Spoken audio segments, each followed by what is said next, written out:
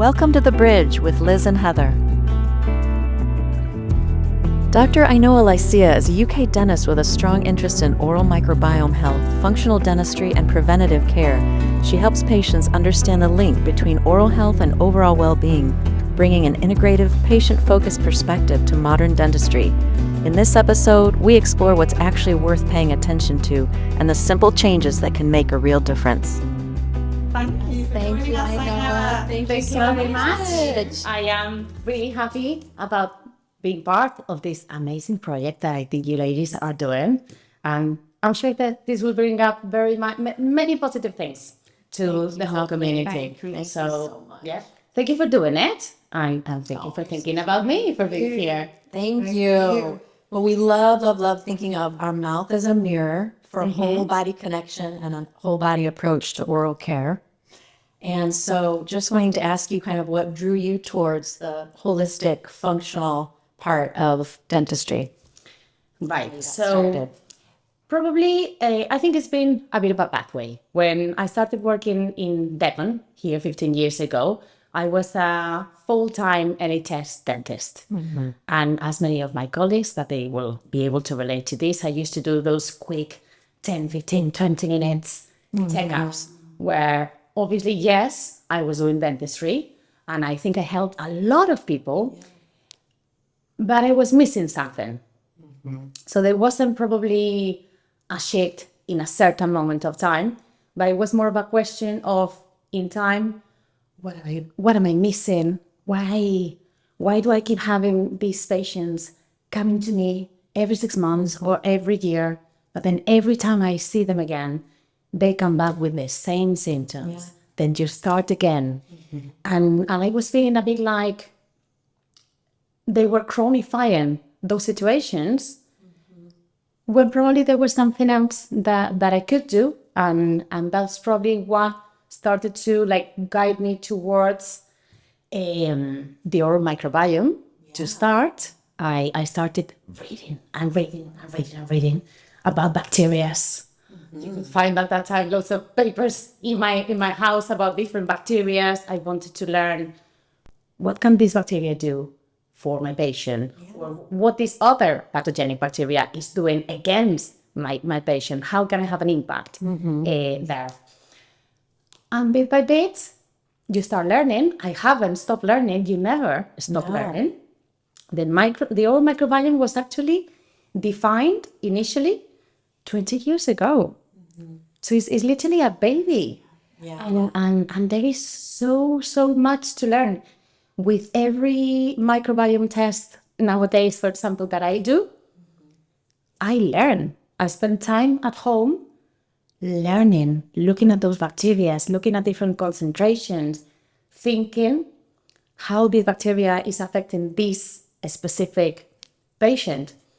So it's a never-ending story, really, of learning. Absolutely. And there's so much coming to light and out there now. So much. And what's great is that you are completely fully educated dentist and working for the NHS, and that you're still learning, right? And people are coming to you with different questions. How can this help me? I read this, I learned this online. Is this real? Is this true? And you're like, let me go figure this out. And sometimes, Heather, as a professional, I'll be honest, sometimes we don't really fully know. And I think that is important also for people and patients to know this.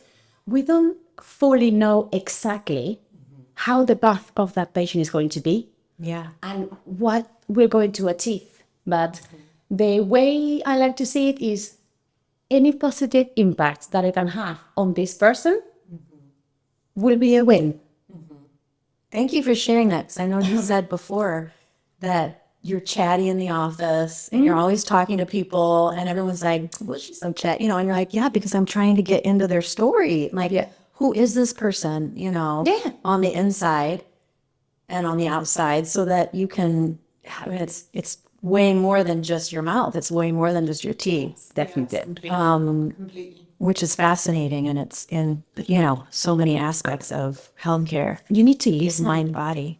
You need to listen to people, and it's really interesting how sometimes the way you help a patient can be obviously through the feeling that I'm doing, the normal conventional dentistry that we've always done, from hands-on, and you start doing a feeling.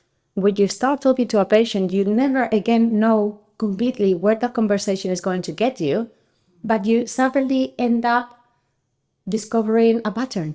Yeah. Absolutely. I mean, that's this incredible shift happening, isn't there? I mean, in all fields of medicine. Yes, feminist. completely. Not Not only that either dentistry. side is wrong or right. It's just this shift that's happening towards a more holistic approach, away from the traditional sort of sense of the world of medicine.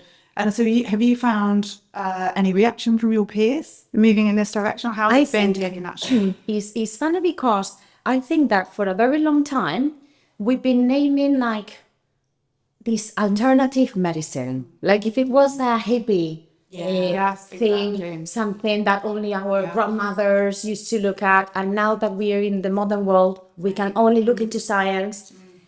And I think the best medicine really is the one that blends them both. Yes, absolutely. Modern medicine nowadays is very much, and it has helped that a lot. We divided the body in lots of different boxes. So then you have the dentist taking care of the mouth, the gynecologist taking care of that other, the specialist in digestive system taking care of your gut. When really, for example, the microbiome in your mouth, your stomach, and your vagina is connected. That's right. So why don't we start communicating between health professionals, even sometimes speaking with a patient, giving them a little hint so they can talk about that with their GP, gynecologist, any kind of specialist that they're seeing. It can create a little shift because as professionals, it is absolutely impossible for us to have a consultation with a patient and suddenly sort out their lives in 20 minutes. That's right. You learn to know them. You get to know them, don't You you? need time, exactly, and It takes one trust, question too. takes to another. And what I was saying is that it's a shame that alternative medicine, and this is why when people talk about holistic dentistry, Yeah. I always like to name functional dentistry. Yes. Because at the end of the day, it has a purpose. You can make things work for you in a functional way, or you can just set the driver in automatic mode and let things happen. But when you get in control, you're able to do so much stuff about yourself. So again, I like to, it's not that I don't like modern medicine, Right. because I love it. I mean, I am a dentist, and we've learned so much from it. I think it's also very scientific and very innovative and kind of like cutting edge innovation. All this microbiome stuff that at the beginning it was seen a little bit as, what is she talking about? Suddenly, everything is blending in. And yes, medication is great when it's needed. But it's also important to be able to think about a few different options, put them all on the table, be transparent with your patient, and say, right, this can have this positive effect, it can have this negative effect. Then you've got something else. What works for you might not work for you. Absolutely. Yeah. Completely. So it's about deciding at the end of the day, because sometimes patients tell me, no, I'll do what you say. You just tell me what to do. And I say, no, we're going to explore options. I wanted to understand those options, and then we'll make a decision together. I can help you make that decision, but the decision is going to come from you. So I'm not here to judge you. I'm not here to make you feel stupid. I am not expecting you to be a dentist. So you're coming to me, and I will do my best to try and help you the best way I know. Well, and some people sit down and they're afraid of the alternative. Completely. And then other people sit down and they're afraid of the traditional, conventional way. Yes. And so when you're blending, it feels good. Some parts might feel scary, Yeah. but you're like, that's okay. But I it's trust scary you because you're they dabbling don't in know where they're going to find. So then they're scared about that old image that we have in our head of the dentist. And I have patients coming to my office telling me, don't take it personal, but I hate the dentist. Yeah. And it's because we've got, it's a bit of a myth, and people is used to sit in the dental chair, and they apologize. I've got so many patients apologizing to me before I start. Oh, please excuse the state of my mouth. And I always say, you don't need to apologize. Point number one, you're here. Yeah. Congratulations, well done. I always say this to patients, like, there is no silly questions in here, in this room. When you're having a consultation with me, and nowadays I think with many professionals, this is about you. And many patients sometimes ask me, like, they want to know exactly what's going to happen in the future, how the treatment that initially recommended and that we're going to do is going to end. And many times I say, I don't have a crystal ball. Well, and also I was just thinking culturally, you know, it could be really scary for people if they're only used to hearing the dentist will rip out your tooth or tiny. Because I know in the States, in America, we have a different, you know, you're in that chair from day one. It's like you're going. Did you have that orthodontist? in the States? Did you actually have the school dentist? Did you have that figure? Because I personally didn't have it. No, The Spain. Oh, no. No, because in this country, oh my God, the school dentist has given half of the population nightmares. Yeah, I so don't my like parents' that. generation, that's exactly the situation, you know, Yes. and there's so much fear. I So actually know much. so many people, you know, our generation, the generation before, have had these horrific experiences at the dentist. And it's just really impacted all of that, the fear, and then not wanting to address problems. But I suppose that leads us into that emotional memory in the mouth. How do you see that impacts things? How, you know, Well, when it comes to, there is actually something that has a massive impact on teeth, and that is clenching and grinding. And for a very long time, for example, we've been treating patients. Obviously, yes, we need to stabilize occlusion. We need to sometimes offer a mouth guard. There is many things that we can do to help patients that cleanse their teeth or grind their teeth. Yeah. But there is also lots of important stuff that we can do just talking with a person and trying to. So when people come, for example, with a pain in their tooth, sometimes I have a look at the tooth and there's nothing wrong. And the patient thinks, right, so what's happening? And nowadays I'm starting to think, and I am asking the patient, when did you get this pain? And what happened the day before that pain? And I ask those questions separately. So then I make them say first, when did the pain start? So they don't know what's coming after. They just say, last Tuesday. And then I go, what happened on Monday, Sunday, Saturday? And suddenly there is something there. It's always stress. Gosh, I know. That's And amazing. Stress affects us, I mean, in the whole of our body is it can be very damaging to ourselves. And sometimes when you just make people aware about the fact that this stress, and stress doesn't have to be a stress in a negative way. Stress can also be a busy mind. Yeah. Because you're very excited and very happy about a project that you're doing. Yeah. Like this podcast. Yeah, exactly. Yeah. So you get excited, you get busy in your head. Yeah. Do. And there is a connection actually that humans need to feel in control. And that is a point in the center of the palate. It's a very important acupuncture point, actually. Wow. And when we are doing sports, for example, or when we're trying to focus into something, especially if we're stressed, the most normal thing that will happen is that we lock the jaw. And when we get the tension there, it makes us feel aligned. And it is actually aligning you because you're getting that tension there and it's making you feel strong. Right. But obviously, that cleansing ends up creating a trauma. So that there are things you can do. First of all, talk to people and try and recognize what's making them clench or grind. And then there are habits that you can train. So, for example, the position of the tongue is key. And lately I talk so much about the tongue. It's a muscle that has been there and we've kind of forgotten about it, but it has a lot of power. It's one of the strongest muscles in the body, actually.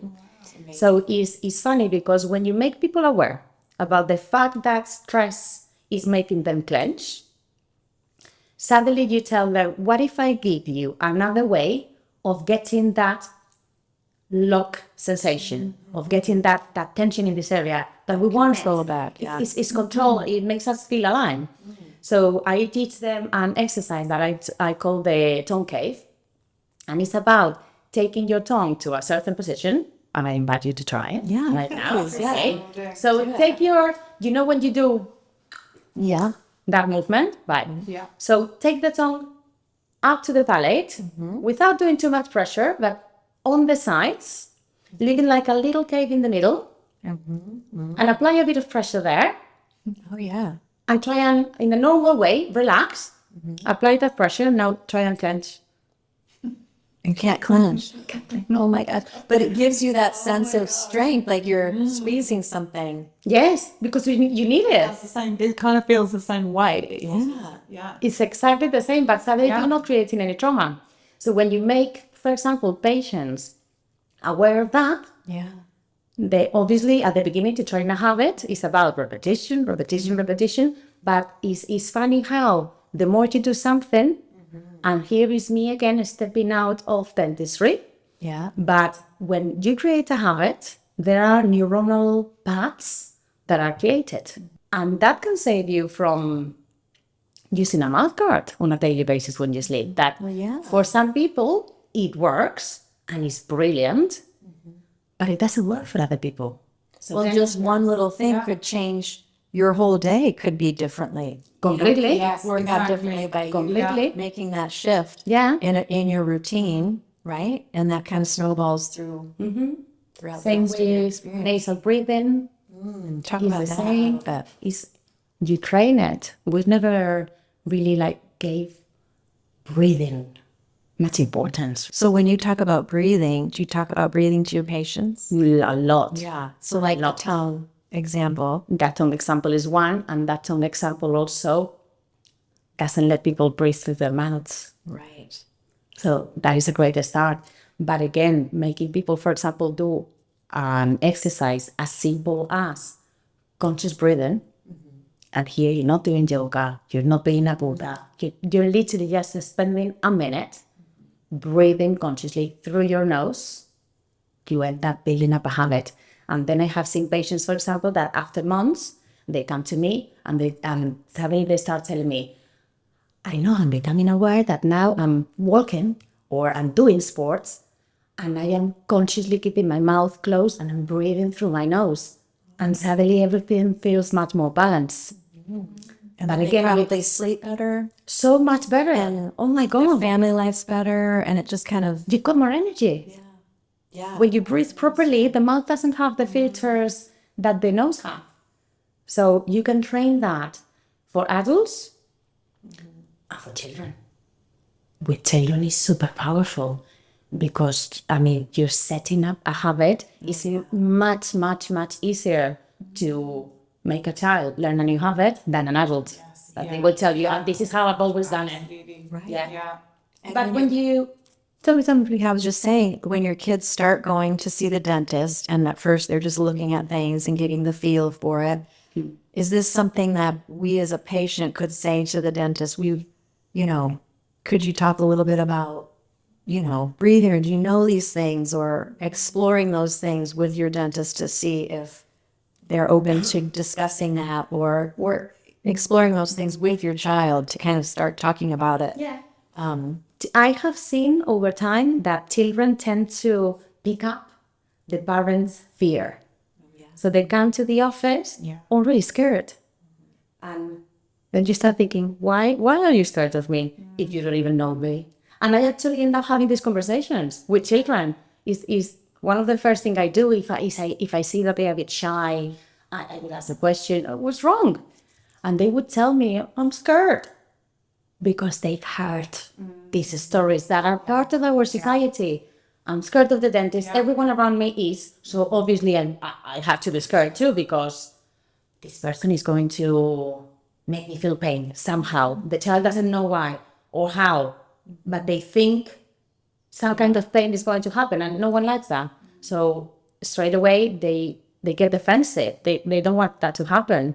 Then they start crying, and it's just mechanisms and ways for them to defend themselves. But when you start talking to them, actually saying, "But what's wrong? Why are you scared? Why are you feeling like this?" Sometimes I make like a little joke, but I do say like, "How can you be scared of me? How do you sing this arms? Come on!" Or I tell like children, "You know what? I am a dentist, but I am a mom too. Same as your mom. And when you tell a child, I'm only here to help you. You can. There's so many ways where you can make them feel secure." And suddenly they start listening to you, and they start doing bits that you say. Well, and it's also, and I caught myself doing this to my kids. It's like, you gotta brush your teeth or you're gonna get a cavity. And remember your cousin Win had his tooth pulled out the other day and whatever. And you're like, why am I setting this up here? Yeah. And it feels awful for me to do it, but then you want them to brush their teeth. But It's we a all very do it. stressful. We all do it. Absolutely. And one more I hate to do that, and I have find myself at home doing exactly the same to my own daughter. makes me feel better. If you don't brush your teeth, you're going to Yeah, get cavities. okay. We've all done it, because it's a very good, maybe not good, but easy way. We think in a quick, when you're stressed, to just make them do what you want them to do. If you don't brush your teeth, you'll get cavities. Yeah. But the other thing you were telling me a very fun, not fun, but a very good story that I would like you to share, because that's actually the gorgeous way of doing it. Yeah, and we all, speaking of learning a lot online and watching your own podcasts and things like this, and it was not even about dentistry, but it was about a parenting style, and it was very kind of left field, but fascinating. And the one thing I always kind of take a little gem out of something I'm listening to, and try to dabble with it at home, because it's exhausting thinking, I've got to do everything and I've got to change my parenting style and whatever. It is exhausting, yeah.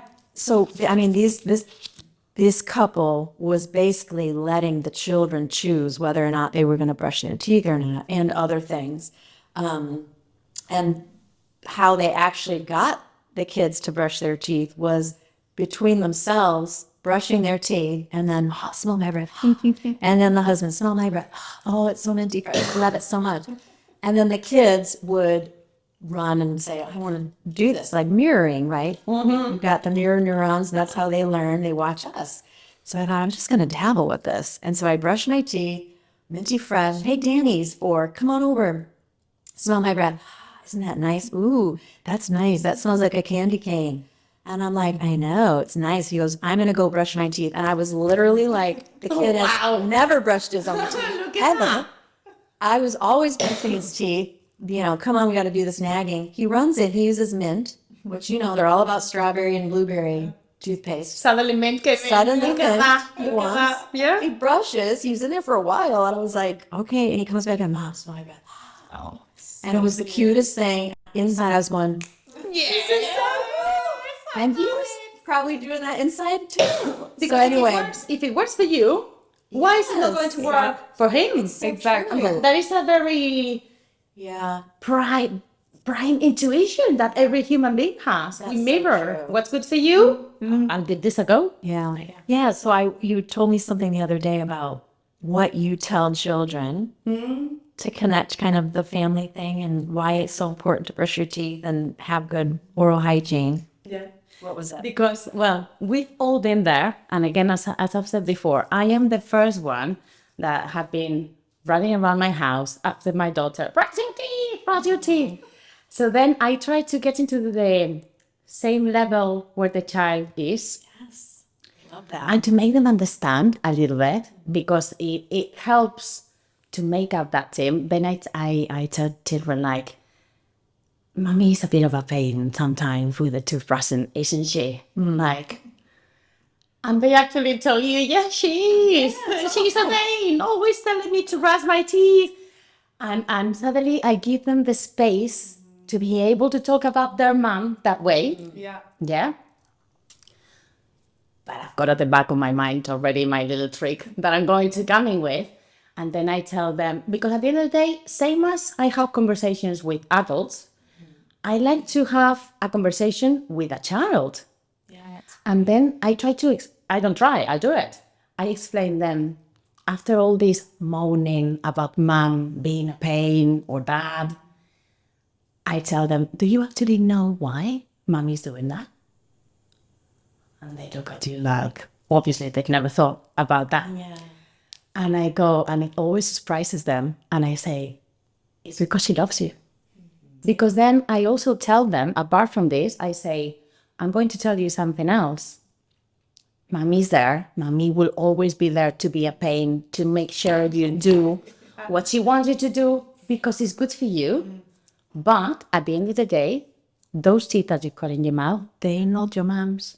They are yours. That's good. And when you are 15, 20, 40, 60, they are still going to be your teeth. So you are, I mean, mom is there to help you. But it's your responsibility. It's a big responsibility. It's a very big Kids responsibility. love that. Yeah. Kids love. And suddenly they say, oh, Yeah. okay, it's true. Especially when you say And exactly, because it's true, and that's human nature. When your mom or your dad tells you you've got to do something, there is a very high chance you will at least try to do the complete opposite. Yeah, That's human nature. But when someone else tells you, suddenly you think about it twice and it's like, oh, hold on a moment. She's not my mom and she's paying me the same. And I explain them why. Because I don't want children to come to my office and, I mean, for that, I would give them a list of stuff that they got to do and goodbye. See you in 6 months.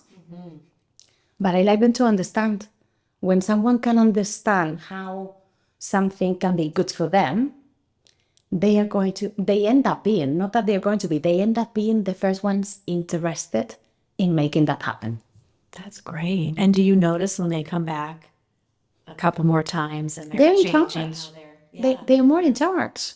that's great. Yeah. And suddenly they feel cooler and more responsible because you know what? I know mommy is not having to run after me that much nowadays. Yeah. I actually, because it's my responsibility. I mean, I am the first one interested in doing this when we're talking, for example, about brushing your teeth. It's about making it positive. It's not a punishment. You're not sending them to the toilet for them to brush their teeth like you've been a bad boy today. No, it's very much the opposite. Yeah. It's control again with kids as well. They want to feel that they've got some autonomy over they their need day to, and yeah. their choices and those things as well. And it's not about, they cannot let children do whatever they want. It's not about that. But we need to guide them and then let them make their own decisions. Yes. We can only plant. What I try sometimes to do is, the way I see it, is I try to plant seeds. And then you don't know how the flower is going to end up developing or what color it's going to be. Yeah. But you planted that seed with the best of your intentions, and obviously as mothers, we're always going to be there to give a bit of support.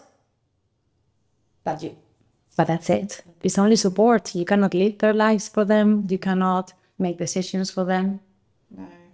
And as mothers, I think we pour so much obviously into our families and often at the expense of our own bodies and health and well-being. So what is it that you wish women knew better or made better decisions about their health? Well, now that I am working so much, for example, on this oral microbiome, and I like very much, generally, I like health and how I like to see how sometimes in my field, obviously, the way I have an impact on people's health, in this case, is through the mouth. But I find it very interesting for people to know that when you are actually having a dental treatment, I mean, I have seen so many huge changes in people after treating their teeth. And then you see a before and after pictures that you can see some on my Instagram. And you're like, what has this person done? And the only thing you've given to that patient, not only, enough, but is a smile. So maybe I aligned their teeth, let's say, or I did composite bonding. But over time, when you do a review, 6 months later, so you've done your work, you've done your smile, off you go, patient, see you in 6 months for a review. They come back, and you see a completely different person. Yeah. So it's incredible how smiling can change our face. We develop cheeks, so we look better. Our eyes, the more we smile in a real way, our eyes, our cheeks, our whole face changes. People change careers after having dental treatment. I've seen that too. It's beautiful. Yeah. So many people hide their, like they smile without their teeth for So reason. many. They're insecure So many. and feel judged, and and it's just awful, isn't that? You suddenly feel confident about your smile. It's a massive shift in your mind. It's incredible the effect it has, and the changes that will bring to people's life is always positive. And as I was saying before, you never know what's going to happen. And I really love that part of my job. And I love those reviews when patients come to see me after 6 months, and you see the real change. And for me, that is the real impact of my treatment. Yes, I have given you a smile, or I have teach you how to breathe, or I have helped you balance your microbiome. But when you see the impact that has on a human being, it's incredible. It's beautiful to watch. Yeah. And with the oral microbiome, as we're talking about functional dentistry, I think generally, and I've been thinking this for a very long time, and sometimes it can come across like a bit, I don't know the word, but it's like we don't have time to be well. Yeah, As women. so true. We've got, women like us, different careers, but we all have a career. We have children, we have a partner, friends, a family, and we want to live the life that we've got in our heads. And health for me is a treasure. When you are able to boost someone's health, and through the oral microbiome, what I am seeing is that I am being able to shake things. The change, again, is incredible. We just don't have time to be well. And sometimes I think that people don't know the kind of stuff that is out there. But it's incredible how periodontitis, gum disease, for example, it's incredible how chronic inflammation in your mouth will end up in the long term affecting different organs. Let's say your gut. And the way your gut responds affects the way you think. It gives you brain fog. For example, when the oral microbiome is not balanced. But it's also, you can affect diseases that will or might appear in the future. Alzheimer's, cardiovascular disease. And to be honest, to have an impact on that via prevention, via treating that oral microbiome, obviously the kind of treatments that we've always been doing, gum treatments, hygiene, it is very necessary. But I have seen people, for example, getting very frustrated because, talking about gum disease, they come and see you for 6 months, always with the same chronic symptoms. And that chronic inflammation is affecting the body. When you actually look into the microbiome, and nowadays, thanks God, we can actually test that microbiome and put in front of our eyes the bacteria that are there. You end up discovering that patients, for example, that initially are taking very good care of themselves, are having a bacteria in their mouth that is weakening them on a daily basis. It's creating a chronic inflammation. It's just making us more vulnerable. So here is when I'm coming back to we need to be well. Well, and I know that I was just with a family member who is suffering from a few different, autoimmune things and has, spoken to their dentist about an infection in their mouth. And that can directly affect the rest of Completely. their conditions, And right? it doesn't mean, Heather, that we're suddenly miracle workers, No. that through the mouth we're going to be Exactly. able to solve every problem in the world. Let's be realistic. Yeah. No, that's not how it works. But you can really have a very positive impact on how those degenerative diseases and autoimmune diseases will progress as those patients grow. Because all the degenerative diseases that we tend to get as we grow older, a part of it, yes, is genetic, but environment and our habits play a big role. And you think that obviously the fact that today you're not brushing your teeth is not going to affect you in the future. We don't stop to think about it this way. But actually, when you have a hygiene, for example, and you're disrupting your oral microbiome, and maybe, for example, recommending patients to have probiotics and changing that microbiome, you are changing the bacteria that will establish themselves in the brain. Yes. And at the end of the day, obviously, you don't get dementia or Alzheimer from one day to another. It's a degeneration process and it's very slow. And I tell patients that it's like small drops of poison that we're putting into our body on a daily basis, and that adds up to normal aging. That to grow older doesn't always have to mean complete degeneration. There are things that you can do to improve your quality of life and make that better. And no one is saying that the fact that you have hygienes will mean that you will never get Alzheimer's. But maybe you will get it later.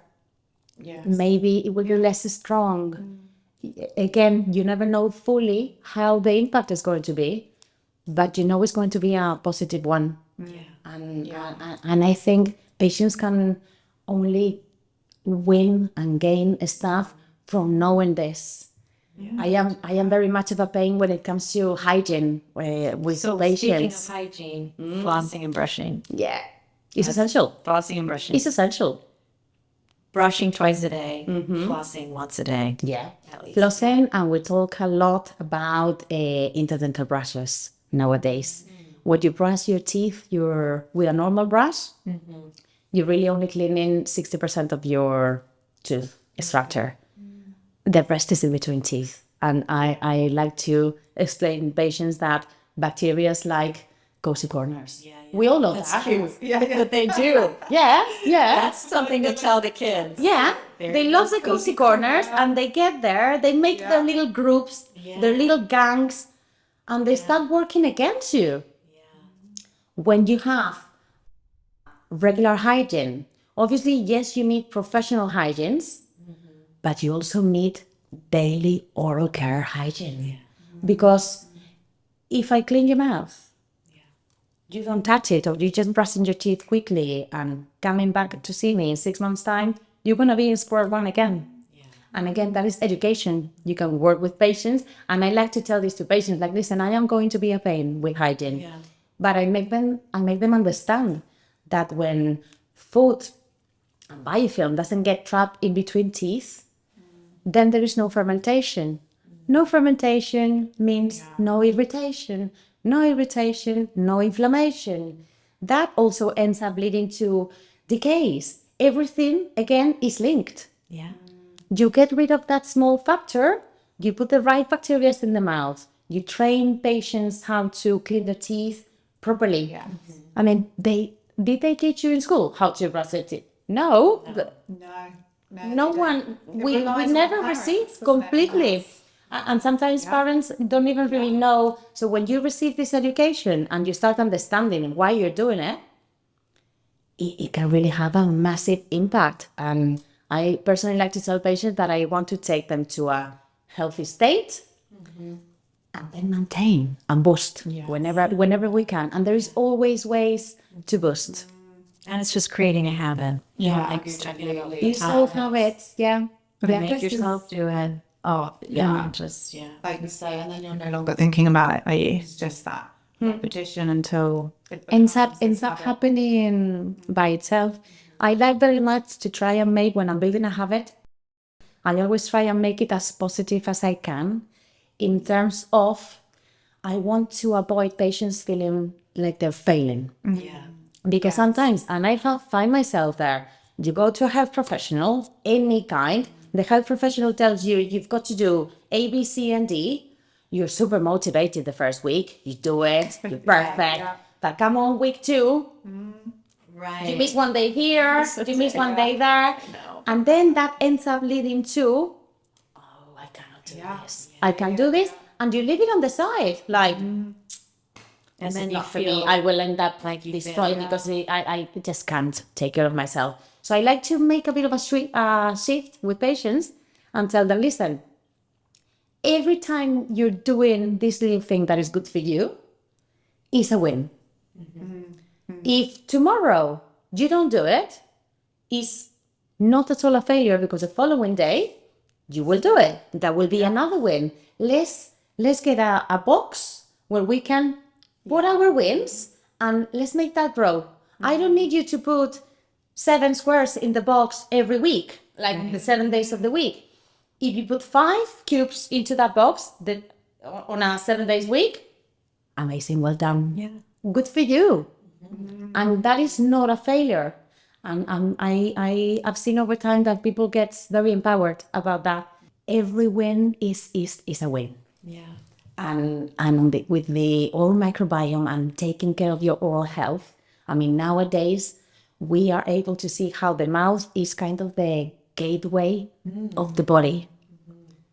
So if we can have an impact on it, Yeah. why not? Yeah. You're only going to be better, more alive, you're going to have more energy. It will always help you thrive in any field. And would you say that there's these saliva tests and things like that coming up? If you're feeling something else in your body, I mean, is that one of the first things you might test? Yeah.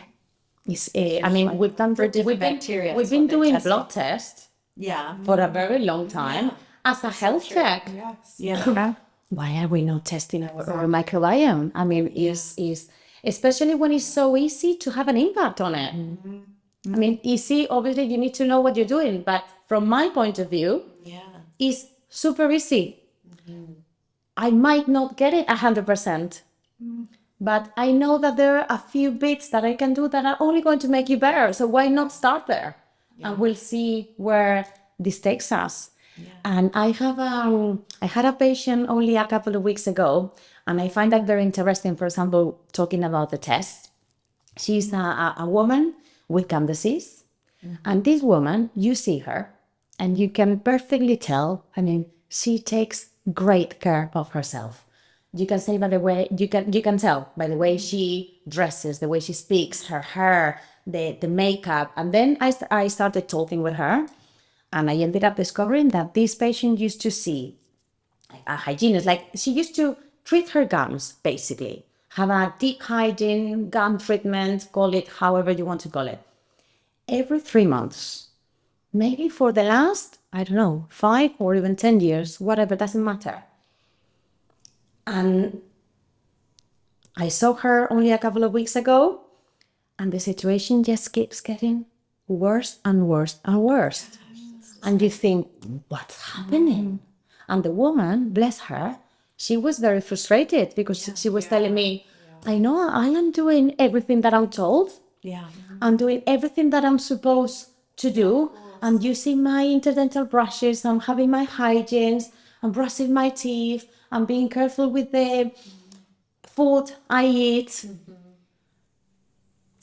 But having a look at her mouth, for example, one of the first things that I thought is, this woman has a chronic infection.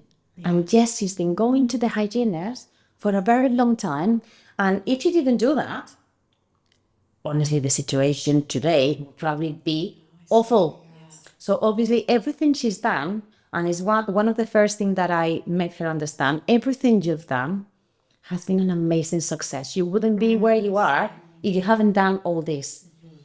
But now, apart from the physical treatment that you're getting, I want to test, I want to see what bacteria you've got there, because obviously the more you do it, the more you learn, and it ends up coming to your mind easier. But I can perfectly see, and I was laughing with her because this patient is actually a microbiologist. So it was a very interesting conversation. But you don't think that necessarily. No. In your mouth, you wouldn't go to that. And I actually told this patient, like, when we get your test, can I please have your insight too? Because we all learn. But I was like doing like a bet with her, like saying, I bet you're gonna have this bacteria or this bacteria. Fine, but at the end of the day, it's about discovering what bacteria is in there. Then I can treat her in an individual way. We'll look for the best way to tackle that bacteria, and I bet you the situation is only going to get better and better and better. So you can find out what she would test for and then treat it. Exactly. So when you do an oral microbiome test, you get a list of probably like the 100 or 150 different bacteria and different concentrations in your mouth. And that actually gives you the opportunity to say, oh, okay, there is loads of Porphyromonas gingivalis here. This is getting out of control. I need to, and it's not there. I am not needing to control that patient hygiene or the treatment that I'm going to do to them. I need to control that bacteria. Because if not, as much as I do, that's never going to get better. Same with decays. There is a bacteria that creates decays. So if you somehow manage to change and reduce the population of the bacteria that is creating those decays, and obviously you've got to add up nutritional habits, hygiene, that's never going to change.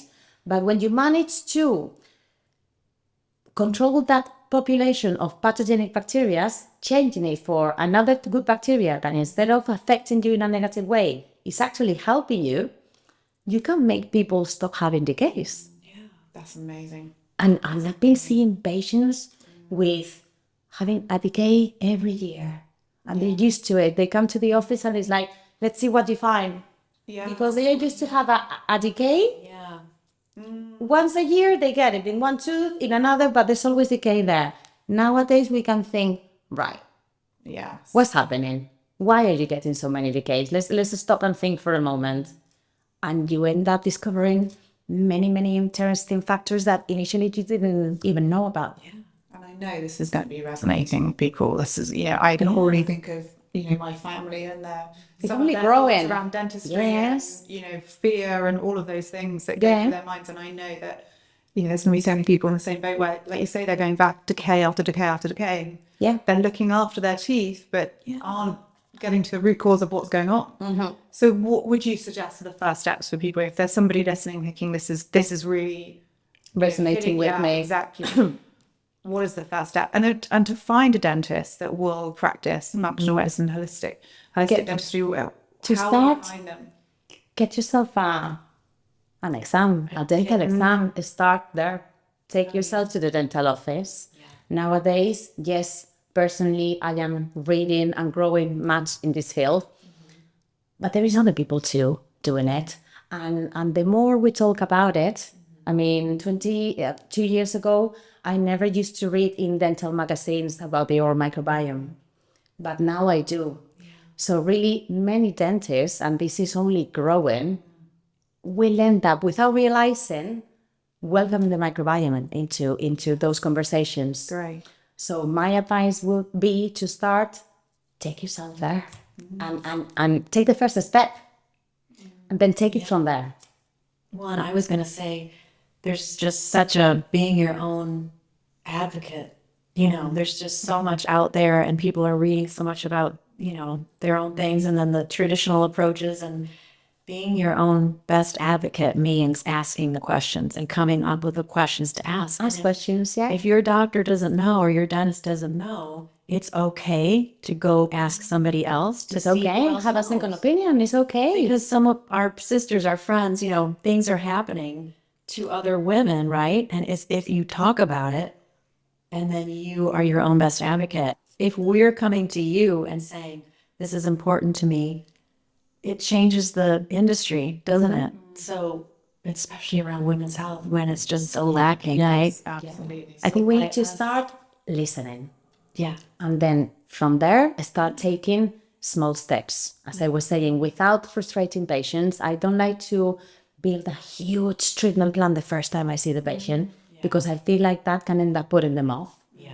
But I always say, let's start.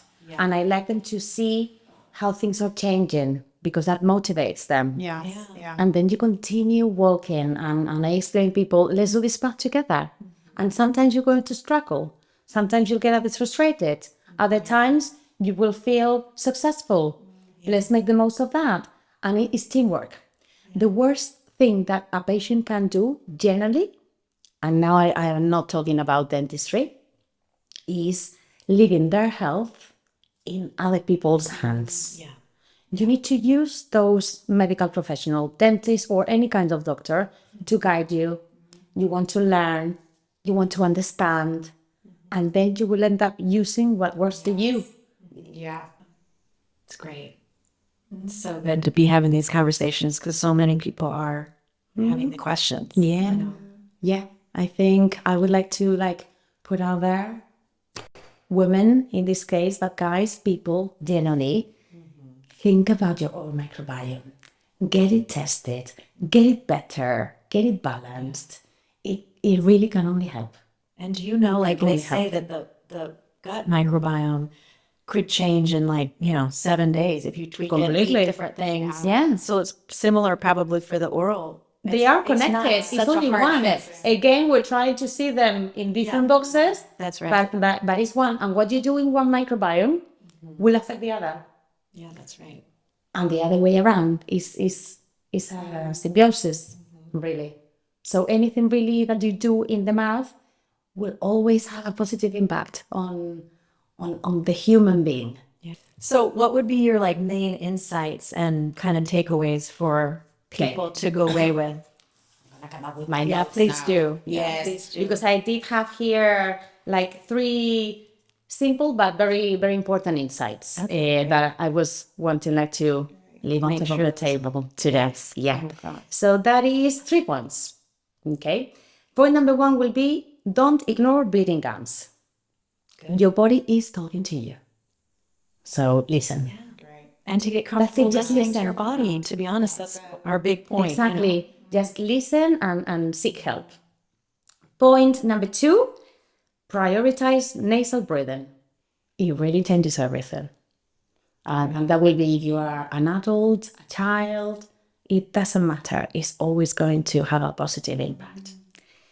And point number 3, give yourself, and I think this one is a very important one, give yourself the time and care you need because your energy is precious. No one will care about our own energy the way we can do it. Absolutely no one. So we've got to be the first one that say, right, I'm in charge. And when you start taking care of yourselves, it's also a way of showing respect to yourself. And when you have respect for yourself, other people will have respect for you. Yes. At the end of the day, what you put out there is what you, and if you just lacking care, if you just don't care about what's happening in your body, how you look, why is other people going to? So it's not selfish to take care of ourselves. I think it's a very important need. It's a very important job that we all have. The biggest job that we're probably all feeling as women is speaking up for yourself, knowing what that even means and what you're even saying, but finding your voice, saying no when you need to say no, even though you really, really want to. It's difficult. And you're like, I know I really want to, but I gotta say no. And just But when you talk practicing about just it, dabble, just don't you dabble. find that when you talk about it, you end up realizing that other people has the exact same problems? You think that you're the only one that doesn't know how to say no? Yeah. And as a mum, Start you talking to you each just other. don't feel capable, I think, of saying no. And for me, you know, you've got kids, husband, house, all stuff going on, and you just think, I'll just take it on and take it on. Your health is always the last thing because, like I say, it almost feels self-indulgent to be Yes. thinking about your Yes. health. And Yeah. I think this lovely shift that's going on now is at least making me feel, and hopefully many other women, that they're powerful enough to say, no, I need this is really important. Yes. Because you depend on me to be healthy and rusty and able to, and happy and able to give more to your friends and your I family. honestly cannot take care of my patients, my family, my friends, if I am not well. Yeah. Again, we're back in square one. You need to be well. You need to be strong. Then And we're all going you through go. it. Like, we look at you, you're this stunning, gorgeous Spanish Spanish woman. But I have my low days too. And you know, when you have a low day, it is also allowed. Exactly. Yeah. You know, to because rest, it seems sometimes I am seen, for example, sometimes as you've mentioned this, as this very like happy woman. And then people expect me to be like this 24/7. Come on. Right. That's not reality. No. And people will get frustrated because, I cannot be like her 24/7. And then I speak about this with patients too. Do you really think that I am perfect 100% of the time? Of course not. But let's move on towards getting small wins. Yeah.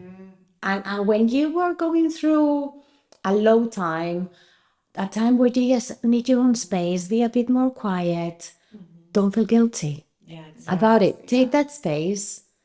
Whatever you need to do, don't feel guilty. Just do it. And then you'll have time again to take care of others. Right. And Thanks, we'll Aynoa. include links and everything, you know, how to find you. And if anyone has any questions, we would love to know what your questions are for Dr. Aynoa, because we would love to have you back on. And I know that this Thank you is very just much the also for start. giving me the space to put this on you're the amazing. table. I think it's important, like for society generally, that we start talking about this, start debunking some myths, and it makes us all aware. So thank you. I think this is a space where many interesting things are going to happen, ladies. So well done. Thank you. And honestly, it's a huge pleasure, and I'm really, really thankful for you both. Thank you so much for joining us on the bridge today. If this conversation resonated with you, share it with someone who might find it helpful too. And if you enjoyed this episode, leaving a review or following the show really helps these conversations reach more people. We'll be back soon with another conversation about health, freedom, and building a life that truly works. See you next time on The Bridge.